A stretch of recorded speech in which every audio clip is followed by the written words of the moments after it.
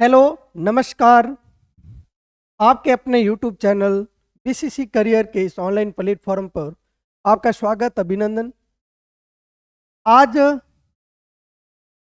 हम चर्चा कर रहे हैं आपके संविधान का महत्वपूर्ण टॉपिक, जो प्रत्येक एक एग्जाम के पॉइंट ऑफ व्यू से इम्पोर्टेंट है, मौलिक अधिकार।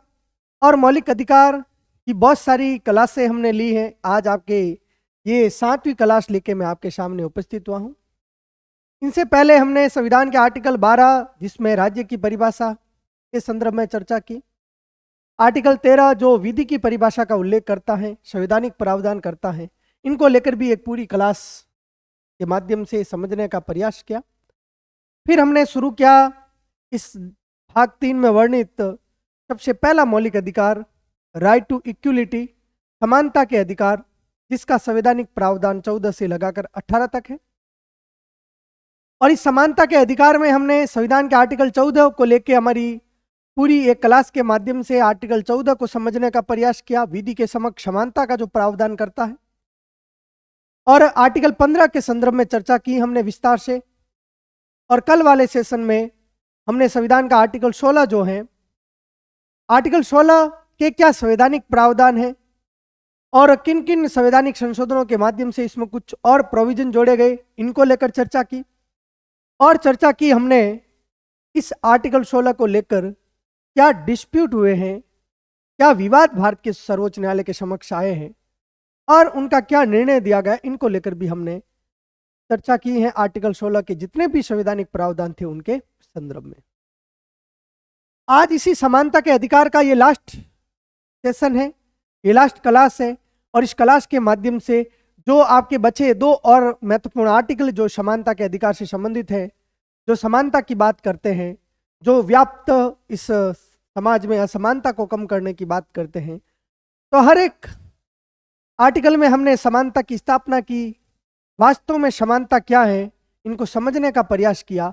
आज और दो ऐसे आर्टिकल हैं, इन दोनों आर्टिकलों के माध्यम से, इन दोनों अनुच्छेदों के माध्यम से आज हम इस समानता के अधिकार को आज कंप्लीट करेंगे। और आज की जो हेडिंग है, आज दोनों जो महत्वपूर्ण आर्टिकल हैं, वो है संविधान का आर्टिकल 17 और संविधान का आर्टिकल 18। प्रारंभ से ही मैंने कहा आपको कि समानता के अधिकार का संवैधानिक प्रावधान 14 से लगाकर 18 तक। तो बढ़ते हैं आगे।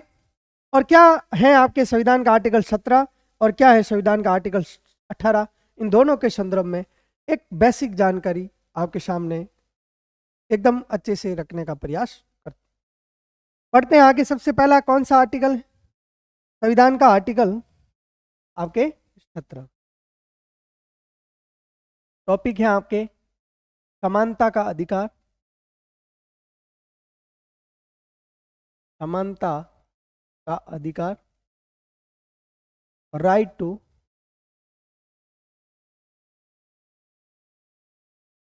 To equality.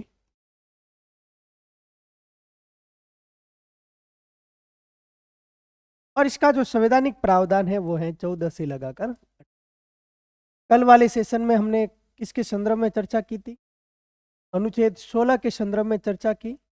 और आर्टिकल 16 के जो 6 इनके प्रोविजन थे, 6 क्लोज इनके थे, इन सब के संदर्भ में हमने विस्तार से पढ़ा है। आज हम चर्चा करेंगे सबसे पहले तो आर्टिकल 17 के संदर्भ में कि 17 क्या संवैधानिक प्रावधान करता है। आर्टिकल 17 के संदर्भ में बात करें तो इस देश में इस असमानता की बात करें हम, या इस देश में सबसे बड़ी जो संकीर्णता इस देश में थी, या आज भी हम धरातल पर जब देखते हैं तो इस प्रकार की संकीर्णता आज भी इस भारत में देखी जा सकती है। किस प्रकार एक दलित समाज को, किस प्रकार निम्न वर्ग के लोगों को, चाहे मंदिरों में प्रवेश की बात करें या जो सार्वजनिक जलाशय थे, चाहे कुओं या तालाबों की बात करें, वहां भेदभाव उनके साथ किया जाता। आपके मंदिरों में प्रवेश को लेकर उनके साथ भेदभाव किया जाता और उनके साथ आपके उठने बैठने से भी उनसे क्या किया जाता, भेदभाव किया जाता।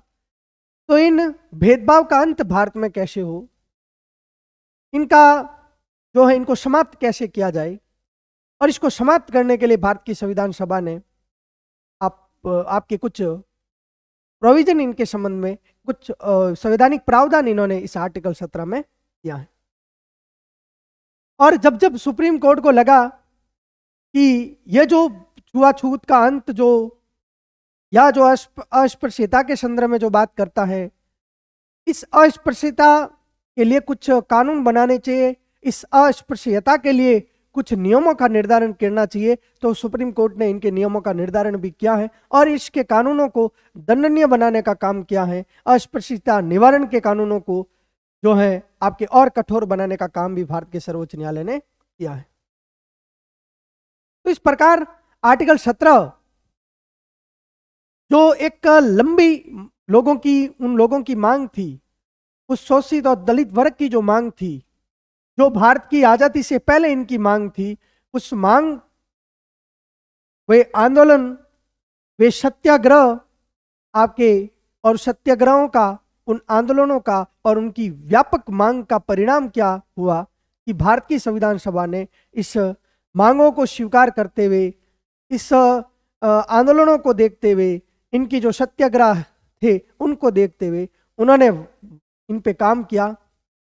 और वास्तव में उन्होंने कहा कि इस देश में आप समानता की कल्पना कब करेंगे, जब इस देश में इस प्रकार के ये जो कुरीतियां हैं, इस प्रकार का शोषण इन पे जो हो रहा है, इस प्रकार की ये जो अनटचबिलिटी को लेके जो ये है वर्तमान समाज में या पहले उस समय, तो इसको लेकर हमें किस प्रकार से कुछ प्रावधान, कुछ उपबंध करने और किए और प्रयास किया। और आज हम देख सकते हैं किस प्रकार इस देश के बड़े बड़े संवैधानिक पदों पर, आज हम देख सकते हैं किस प्रकार राजनीति में इनकी भूमिका, आज हम देख सकते हैं शिक्षा में, कल हमने पढ़ा शैक्षणिक जो आपके इंस्टीट्यूट हैं वहां पे इनकी भूमिका, इनके स्तर में क्या हुआ है, सुधार हुआ। तो इस प्रकार जो अस्पृश्यता का अंत जो किया गया, और इस अंत ये जो किया गया, ये इन लोगों की क्या थी, मांग थी। आप देख सकते हैं कि 1927 में आपके महाड़ सत्याग्रह हुआ था, महाड़ सत्याग्रह, और ये महाड़ सत्याग्रह किसको लेकर था, मंदिरों में प्रवेश को लेकर, मंदिरों में प्रवेश को लेकर, प्रवेश को लेकर। और ये जो महाड़ सत्याग्रह किया, ये किसने किया, आपके doctor B.R. Ambedkar, doctor B.R.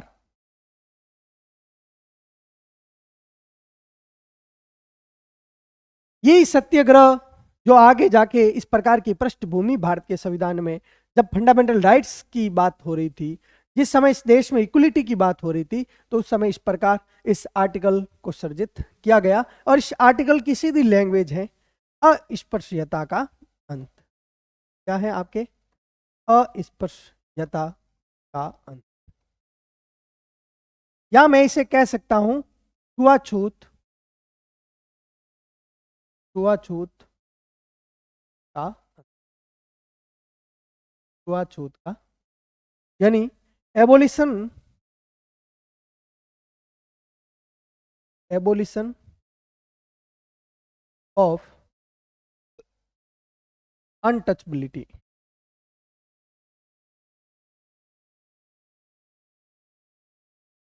Abolition of untouchability, ये अस्पृश्यता का अंत या छुआछूत का अंत।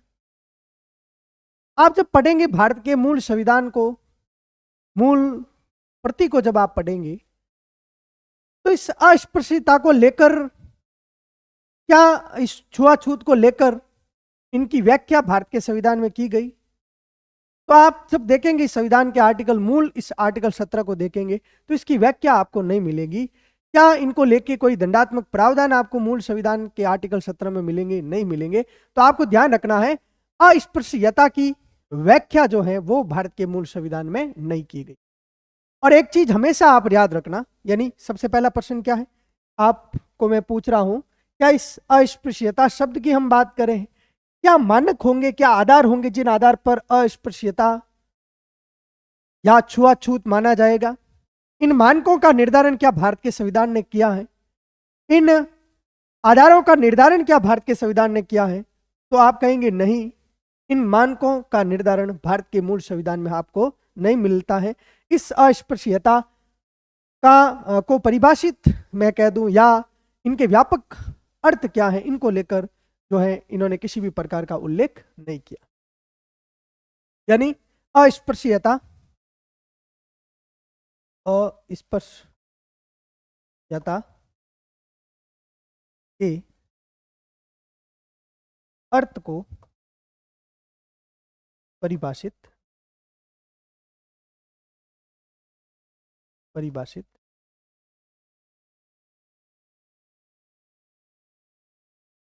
अस्पृश्यता या भेदभाव कब माना जाएगा, इनको लेकर कोई निर्धारण इस भारत के संविधान में नहीं हुआ। अब आप यहां तो आपको ध्यान रखना ही, आप हमेशा ध्यान रखना कि जहां जहां भारत के संविधान किसी प्रावधान को लेके, किसी प्रोविजन को लेकर उन्होंने वहां स्पष्ट उल्लेख नहीं किया है, उन्होंने वहां कोई विशेष उनके लिए उनके अर्थ को लेकर उन्होंने कोई प्रावधान नहीं किया है, उनकी प्रक्रिया को लेकर कोई प्रावधान नहीं किया है, तो वहां हमेशा आपको ध्यान रखना, वहां इस देश में यहाँ का सर्वोच्च न्यायालय या यहाँ के जो उच्च न्यायालय हैं, जो वो व्याख्या करते हैं, जो वो उनको लेकर व्याख्या करते हैं, वही व्याख्या ही क्या मानी जाती है, अंतिम मानी जाती है। और इसी अस्पृश्यता की हम बात करें तो इस अस्पृश्यता के संदर्भ में मद्रास हाईकोर्ट ने व्याख्या की, और मद्रास हाईकोर्ट ने व्याख्या करते हुए कहा कि जन्म के आधार पर यदि किसी व्यक्ति का बहिष्कार किया जाए कि ये इनका जन्म इस जाति में हुआ है, इसका जन्म इस निम्न वर्ग के परिवार में हुआ है, तो जन्म के आधार पर जिस व्यक्ति को बहिष्कृत किया जाए, जिस व्यक्ति का बहिष्कार किया जाए, उसी को क्या माना जाएगा, अस्पृश्यता या छुआछूत माना जाएगा। ये मद्रास हाईकोर्ट का क्या है, ये इनका क्या है, जजमेंट है। तो क्या इस अस्पृश्यता को लेकर भारत के मूल संविधान में इनकी कोई व्याख्या की गई, इनको परिभाषित किया गया, क्या इनके अर्थ की व्याख्या की गई? तो आप कहेंगे बिल्कुल नहीं की गई। और एक चीज आपको ध्यान रखनी, कौन सा हाईकोर्ट है आपके, मद्रास हाईकोर्ट, मद्रास हाईकोर्ट। और इस मद्रास हाईकोर्ट ने इसकी व्याख्या करते हुए क्या इनकी परिभाषा दी, इन्होंने कहा कि जन्म के आधार पर, जन्म के आधार पर व्यक्ति का बहिष्कार, व्यक्ति का बहिष्कार ही अस्पृश्यता,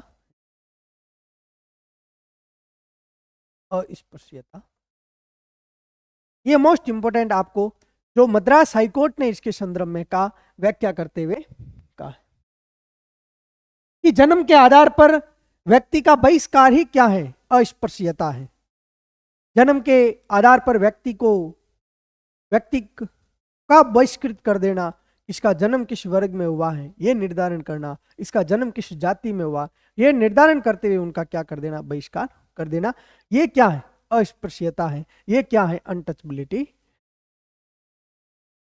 अब हम बात करें भारत के सर्वोच्च न्यायालय की, और इसी अस्पृश्यता को लेकर, इसके नियमों के निर्धारण को लेकर कब छुआछूत या अस्पृश्यता की बात भारत के संविधान ने आर्टिकल 17 में की, वो सही मायने में लागू कब होगी,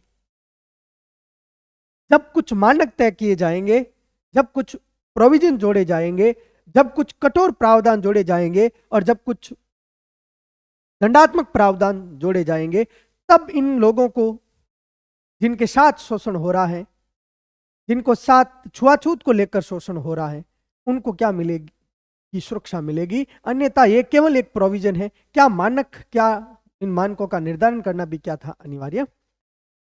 इसलिए भारत के सुप्रीम कोर्ट ने 1955 में एक अधिनियम बनाया, और अधिनियम में कुछ मानक तय किए, उस अधिनियम में कुछ दंडात्मक प्रावधान किए, और इस अधिनियम के माध्यम से यह जो आर्टिकल 17 है, इस 17 में जो आपके एबोलिशन ऑफ अनटचेबिलिटी है, इस कानून को, इस आर्टिकल को और विस्तृत बनाने का कार्य संविधान जो है, आपके अधिनियम जो है आपके 1955 का जो है अस्पृश्यता निवारण अधिनियम, इसने किया है।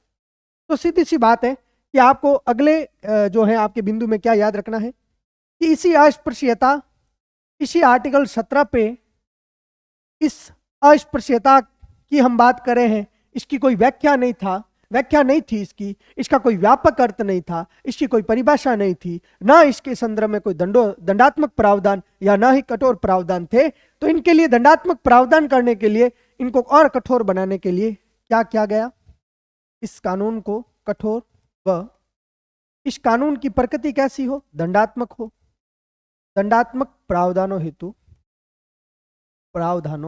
हेतु एक अधिनियम पारित किया गया और अधिनियम का क्या नाम है, अस्पृश्यता निवारण अधिनियम। अस्पृश्यता निवारण, और ये जो अधिनियम है ये कब का है, 1955। अस्पृश्यता निवारण अधिनियम 1955, और यहाँ पे कुछ मानकों का क्या किया जाता है, निर्धारण किया जाता है, कुछ उपबंधों का निर्धारण किया जाता है और दंडात्मक प्रावधान भी यहाँ पे किए जाते हैं, जिससे यह जो आर्टिकल 17 जो मूल संविधान में था, ये और क्या हो गया, व्यापक इनका अर्थ हुआ, इनकी अच्छे से व्याख्या की गई और इनको अच्छे से लागू, एकदम कठोरता के साथ इनको क्या किया गया, लागू किया गया। और इसी 1955 की बात करें तो इसमें आगे और संशोधन करते हुए इनके नाम में भी परिवर्तन किया गया। ये तीसरा बिंदु भी आपको ध्यान रखना है कि बात करें हम 1955 में इनके मानकों को तय किया गया, इसमें कुछ उपबंध जोड़े गए, इन अस्पृश्यता का जो अर्थ, जो इनका व्यापक अर्थ यहाँ पे सृजित हुआ है और इनके लिए कठोर, इस अस्पृश्यता ये जो आर्टिकल इसको कठोर बनाया गया और इनके लिए दंडात्मक प्रावधान भी किए गए। और इसी अस्पृश्यता निवारण अधिनियम के नाम में परिवर्तन करते हुए 2 सितंबर और कुछ संशोधन करते हुए नाम में भी परिवर्तन किया और संशोधन भी किया। 2 सितंबर सन 1976 को इसका जो नाम बदलकर या इसमें कुछ परिवर्तन करते हुए इनका नाम कर दिया नागरिक संरक्षण अधिनियम, सिटीजन प्रोटेक्शन एक्ट 1970। तो मोस्ट इंपोर्टेंट आपको ध्यान रखना, 2 सितंबर सन 1976 को इसी अस्पृश्यता निवारण अधिनियम के नाम में परिवर्तन करते हुए इसमें कुछ और प्रोविजन जोड़ते हुए इसका नाम बदल के कर दिया नागरिक संरक्षण अधिनियम 2 सितंबर सन 1970। तो ये 17 को लेके आपको किसी भी प्रकार का कंफ्यूजन नहीं रखना है। इस प्रकार इस देश में असमानता जो थी, इस देश में जो जातिगत भेदभाव था, इस देश में ऊंच नीच का जो भेदभाव था, इस देश में छुआछूत अस्पृश्यता को लेके भेदभाव था, चाहे वह सार्वजनिक स्थलों पे हो, चाहे वह पेयजल स्रोतों पे हो, या मंदिरों में प्रवेश को लेके हो, या चाहे कहीं पर भी, इसको कम करने का प्रयास, इसमें कुछ कठोर प्रावधान बाद में जोड़े गए और जिससे इस देश में समानता की क्या हो, स्थापना हो, एक अच्छे समाज की स्थापना हो। और इस देश में एक नागरिक होने के नाते आपको भी इस पूर्वाग्रह से बचना है। किस किस प्रकार की आप घटनाएं आप इतिहास में देखना, किस किस प्रकार की घटनाएं इस देश में भेदभाव या छुआछूत या दलित वर्गों पे या महिलाओं को लेके हुई। आप पूर्वाग्रह करके पूर्वाग्रह का शिकार मत बनिए। आप स्वयं एक अच्छे नागरिक होने के नाते आप खुद सोचिए कि यदि इसके स्थान पर मैं हूं तो मुझे कितना बुरा लगेगा। जैसे महिलाओं के घर से बाहर न जाने की आप अनुमति की बात करते हो, या आप महिलाओं को शिक्षा ना प्राप्त करने की बात करते हो, उस जगह यदि आपको रखा जाए, आप ये सोच के देखिए कि इसके स्थान पर मैं हूं तो मुझे कितना बुरा लगेगा कि मुझे शिक्षा प्राप्त करने का अधिकार नहीं है।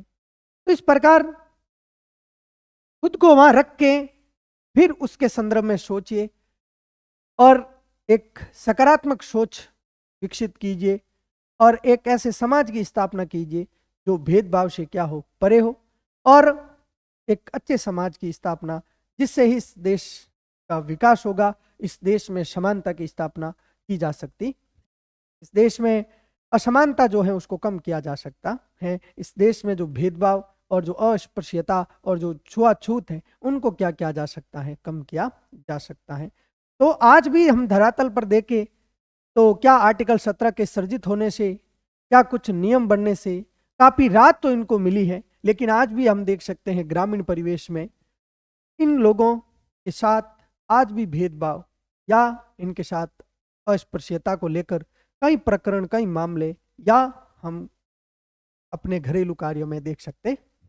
इस प्रकार ये धीरे धीरे इसमें क्या होगा, सुधार होगा। और एक शिक्षित वर्ग होने के नाते आपको भी इनके संदर्भ में सोचना चाहिए, विचार करना चाहिए और एक अच्छे समाज की स्थापना करने का जो है वो सपना जो है, एक अच्छे समाज की स्थापना करने का जो विचार है वो आपको विकसित करना। अब देखिए, बात करते हैं संविधान के आर्टिकल, अगले आर्टिकल के संदर्भ में, और अगला जो आर्टिकल है वो है संविधान का आर्टिकल 18, अनुच्छेद 18। अनुच्छेद 18, अनुच्छेद 18 की क्या हेडिंग है, आर्टिकल 18 में क्या प्रावधान है? आर्टिकल 18 जो इस समानता के अधिकार का ये लास्ट आर्टिकल है और ये कहता है उपाधियों का अंत, उपाधियों का, एबोलिशन ऑफ टाइटल्स।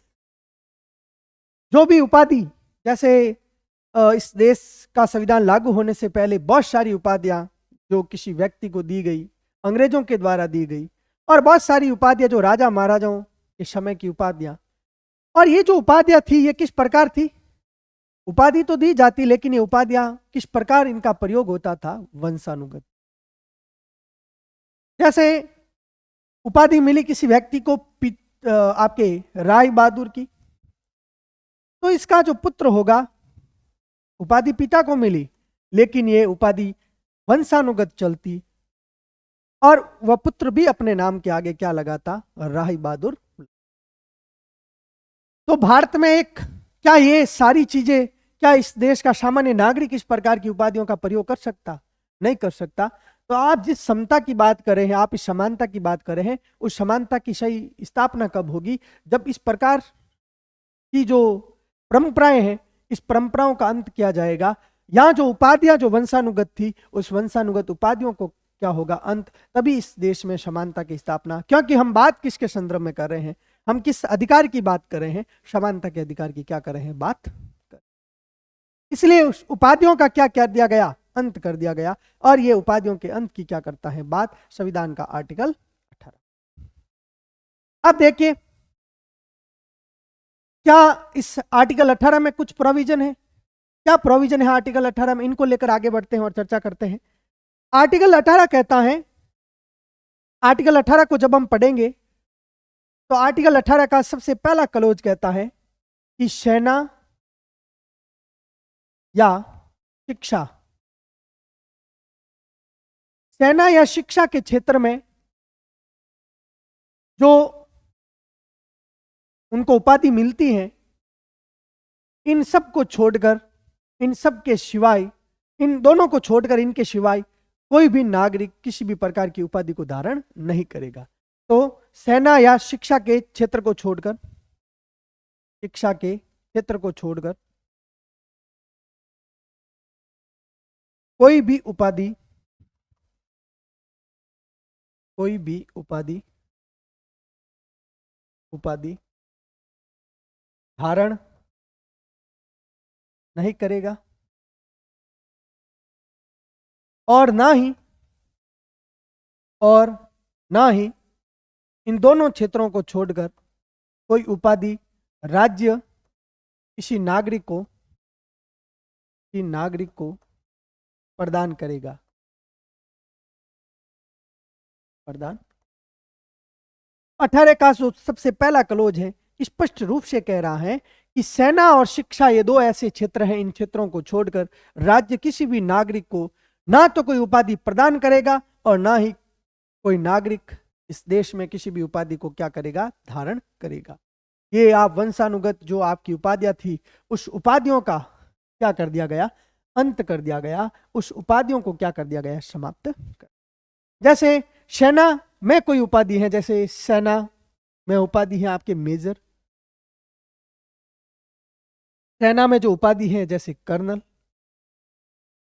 तो ये उपाधियां जो हैं, इनको छोड़कर शिक्षा की बात करें तो डॉक्टर की उपाधि जो शिक्षक हैं लगाते हैं, या आपके जिस प्रकार वह एक किसी विषय में पीएचडी उन्होंने की है किसी सब्जेक्ट को लेके, तो वो अपने नाम के आगे क्या लगा सकते हैं, डॉक्टर लगा सकते हैं, अपने नाम के आगे टाइटल लगा सकते हैं। इन दोनों क्षेत्रों को छोड़कर कोई भी व्यक्ति राज्य से ना तो उपाधि धारण करेगा और ना ही वह उपाधि जो है आपके अपने नाम के आगे लगाएगा। इस प्रकार के प्रोविजन इस संविधान के आर्टिकल 18(1) में किए गए। तो मोस्ट इंपोर्टेंट आपको ध्यान रखना है। अब देखिए 18(2) क्या कहता है। यहां भारत में तो उपाधियों का अंत है ही, 18(2) जो प्रावधान करता है। अब देखिए यहां एक और मुद्दा बनता है। इनसे पहले 18(2) को समझने से पहले हम ये समझते हैं कि 1954 में इस देश में जो इस देश का सर्वोच्च सम्मान है भारत रत्न, और इस देश में पद्मश्री और पद्म भूषण, पद्मश्री, पद्म भूषण या विभूषण जैसे पुरस्कारों की शुरुआत की गई। तो क्या ये उपाधियां हैं? क्या 1954 में भारत रत्न जो इस देश का सर्वोच्च नागरिक सम्मान है, क्या ये उपाधि है? क्या ये आर्टिकल 18 का उल्लंघन करता है? या जो पद्मश्री है या पद्म विभूषण है या आपके पद्म भूषण है, पद्म विभूषण, पद्म विभूषण, क्या ये सारी जो उपाधियां हैं या इनको उपाधि की कैटेगरी में नहीं रखा जाता है?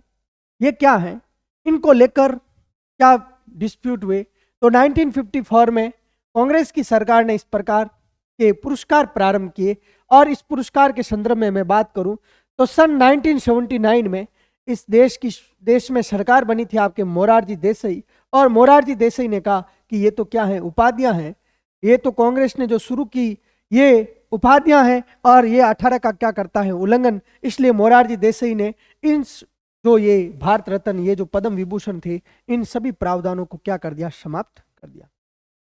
लेकिन बात करें 1918 की, 1918 में इन सभी पुरस्कारों को इंदिरा गांधी ने क्या कर दिया, पुनः,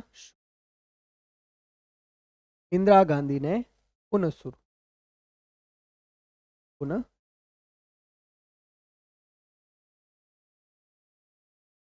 किया। और इंदिरा गांधी ने पुनः शुरू करते हुए और इसके बाद में भारत के सर्वोच्च न्यायालय के सामने केस आया, 1994 का केस आया, बालाजी राव करके इस केस का ये जो नाम है, 1994 का ये केस है। और इस केस में भारत के सर्वोच्च न्यायालय ने कहा कि भारत रत्न, पद्मश्री, पद्म भूषण और पद्म विभूषण कोई उपाधि नहीं है। यह जो चारों जो पुरस्कार दिए जाते हैं ये इस आर्टिकल 18 का उल्लंघन नहीं करते। इस प्रकार की जो है, इस प्रकार का निर्णय भारत के सर्वोच्च न्यायालय ने 1994 में दिया है। क्योंकि ये सारी उपाधियां किस आधार पर दी जाती हैं, योग्यता के आधार पर उसका एक सम्मान है, यह वंशानुगत नहीं है। यह बात तो बालाजी राव वाले केस में भारत के सर्वोच्च न्यायालय ने कही है।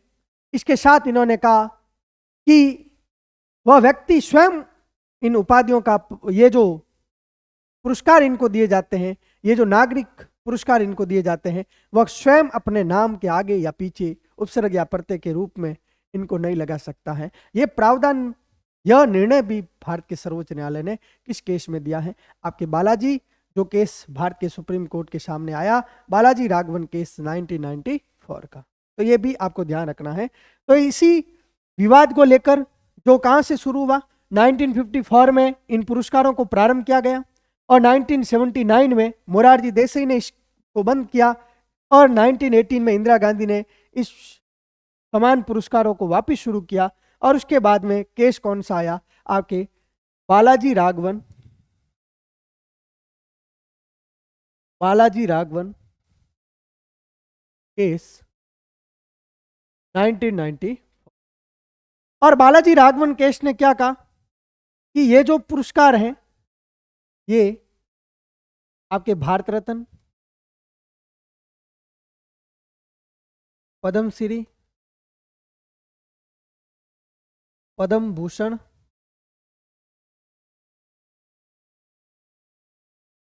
और पद्म विभूषण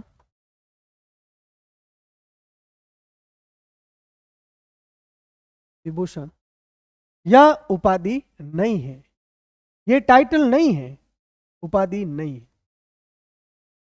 अर्थात ये जो पुरस्कार दिए जा रहे हैं ये 18 का उल्लंघन नहीं है, 18 का उल्लंघन नहीं। इस प्रकार के प्रोविजन इसमें क्या है आपके किए गए हैं। ये उपाधियां नहीं है, ये 18 का उल्लंघन नहीं है। और इस बालाजी राघवन वाले केस में ही भारत के सर्वोच्च न्यायालय ने कहा कि कोई भी व्यक्ति जिनको ये पुरस्कार मिलते हैं वो व्यक्ति स्वयं, दूसरा बिंदु क्या है, पहला बिंदु तो ये है वह व्यक्ति स्वयं अपने नाम के आगे या पीछे प्रयोग नहीं कर सकता,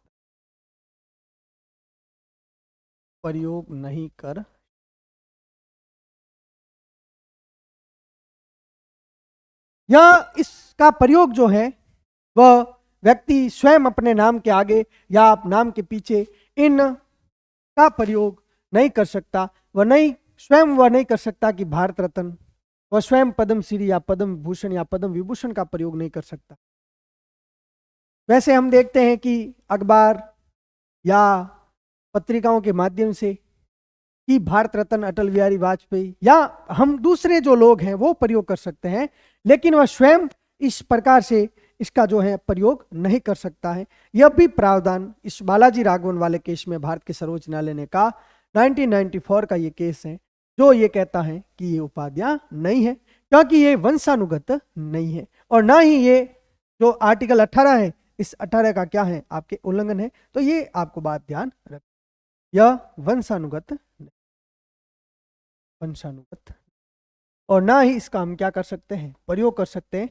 ये सारे प्रोविजन, ये सारे प्रावधान आपको एवोल्यूशन ऑफ टाइटल्स के संदर्भ में याद रखने हैं।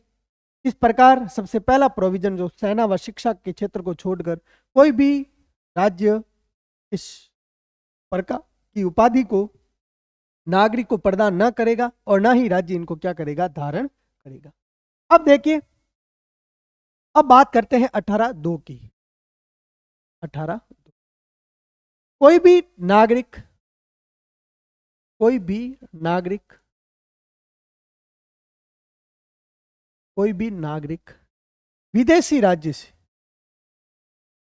विदेशी राज्य से मोस्ट इंपोर्टेंट आपको ध्यान रखना, विदेशी राज्य से राष्ट्रपति की अनुमति के बिना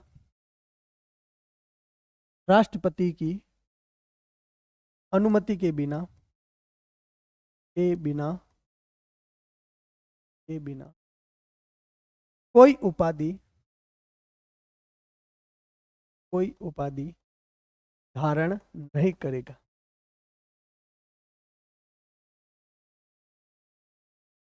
कोई भी भारत का नागरिक और विदेश से उनको क्या मिल रहा है, सम्मान मिल रहा है, विदेश से उनको क्या मिल रही है, कोई उपाधि दी जा रही है, तो यहां पर भी उनको किसकी अनुमति लेनी पड़ेगी, राष्ट्रपति की अनुमति लेनी पड़ेगी। राष्ट्रपति की अनुमति से ही वह विदेश से उपाधि को धारण कर सकता है। और ये जो प्रावधान है वो किस आर्टिकल में है, 18(2) में। ये भी आपको ध्यान रखना है। 18(3) क्या कहता है, 18(3) कहता है कि यदि कोई व्यक्ति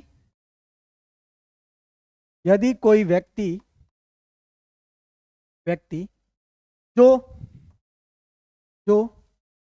भारत का नागरिक नहीं है,